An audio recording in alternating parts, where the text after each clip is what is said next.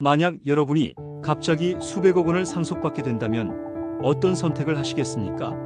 대부분의 사람들은 기뻐하며 그 돈을 사용할 방법을 고민할 텐데요. 그런데 한 사람이 무려 400억 원을 포기했습니다. 바로 가수 구준엽 씨입니다. 그는 아내 서희원의 유산 중 자신이 받을 수 있는 금액을 모두 장모님께 드리겠다고 밝혔는데요. 왜 그는 이런 선택을 했을까요? 오늘은 그 심리적 배경을 깊이 들여다보겠습니다. 서희원 씨의 유산은 약 6억 위안, 한화로 약 1,200억 원 정도로 추정됩니다. 대만 법률에 따르면 별도의 유언장이 없을 경우 이 유산은 배우자인 구준엽 씨와 두 자녀가 각각 3분의 1씩 나누어 상속받게 됩니다. 따라서 구준엽 씨가 받을 수 있었던 금액은 약 2억 위안, 한화로 약 400억 원에 달하는데요. 하지만 그는 이 돈을 모두 포기하고 자신의 몫을 장모님께 드리겠다고 밝혔습니다. 그렇다면 그는 왜 이런 결정을 했을까요? 구준엽 씨는 아내를 갑작스럽게 떠나보낸 슬픔 속에서 충분한 시간을 함께하지 못했다는 죄책감을 느꼈을 가능성이 큽니다. 이는 심리학적으로 생존자 죄책감이라고도 불립니다.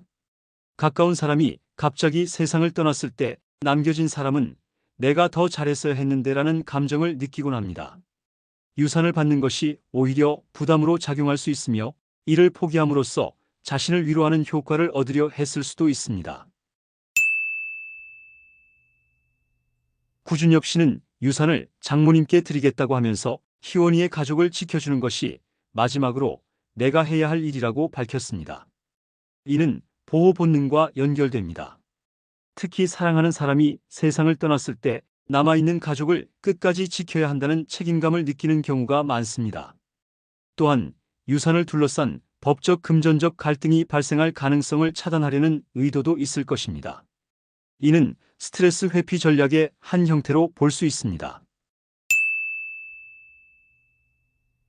유명인으로서 구준엽 씨는 유산을 상속받으면 돈 때문에 결혼한 것이 아니냐는 의혹을 받을 수도 있습니다. 이는 사회적 평판 관리와 관련이 있습니다. 특히 대만에서는 연예인의 사생활이 크게 주목받기 때문에 그는 불필요한 논란을 차단하고 싶었을 것입니다. 경제적 이익과 무관하게 사랑으로 결혼했음을 보여주기 위해 자신의 몫을 포기하는 선택을 한 것으로 해석할 수 있습니다. 한국과 대만 모두 유교적 가치관이 강한 사회입니다. 특히 대만에서는 아내가 벌어들인 재산이 친정과 연결되는 경우가 많으며 가족 중심주의가 강합니다. 구준엽 씨가 자신의 상속 권리를 포기한 것은 사위보다는 친정이 우선이라는 문화적 가치관을 반영한 것으로 볼 수 있습니다.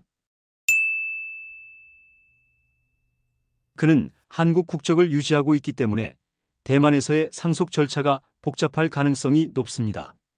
국제상속 문제는 종종 법적 문제를 초래할 수 있으며 불필요한 법적 다툼을 피하는 것이 현명한 선택일 수 있습니다. 또한 대만에서는 상속세 부담이 있을 수 있으며 세금 문제와 행정 절차를 감안했을 때 이를 포기하는 것이 경제적으로도 실리적인 결정일 가능성이 큽니다. 이처럼 구준엽 씨의 결정은 단순히 감정적인 것이 아니라 깊은 애도와 죄책감, 가족 보호 본능, 사회적 이미지 관리, 문화적 가치관, 그리고 법적 현실까지 고려한 복합적인 선택이었습니다. 그는 사랑하는 사람을 잃은 슬픔 속에서 자신이 할 수 있는 최선의 선택을 했을 것입니다. 서희원 씨의 명복을 빌며 남겨진 가족들과 구준엽 씨가 하루빨리 슬픔을 극복하고 마음의 상처를 치유할 수 있기를 바랍니다. 감사합니다.